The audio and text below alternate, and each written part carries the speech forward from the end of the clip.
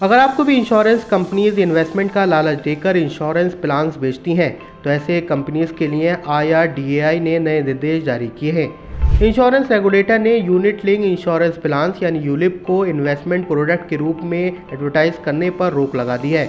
दरअसल unit link insurance plan एक ऐसा प्रोडक्ट है जिसमें इंश्योरेंस के साथ आपका इन्वेस्टमेंट दोनों का कॉम्बिनेशन होता है, जिसमें आपको इंश्योरेंस कवर तो मिलता है, साथ ही आपको मैच्योरिटी पूरी होने पर तय रिटर्न के हिसाब से पूरा पैसा दिया जाता है।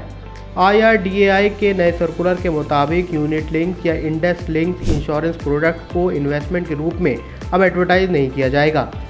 इसके अलावा इंश्योरेंस कंपनीज को ये स्पष्ट रूप से बताना होगा कि बाजार से जुड़ी इंश्योरेंस प्लान्स पारंपरिक एंडोमेंट पॉलिसीज से अलग है और इनमें जोखिम भी होता है।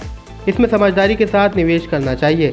इसी तरह एंडोमेंट पॉलिसीज में इन्वेस्टमेंट करने से पहले आपको बताना होगा कि मुनाफे में अनुमानित बोनस की कोई गारंटी नहीं है, इसलिए अपने रिस्क पर ही इन्वेस्टमेंट का डिसीजन लें।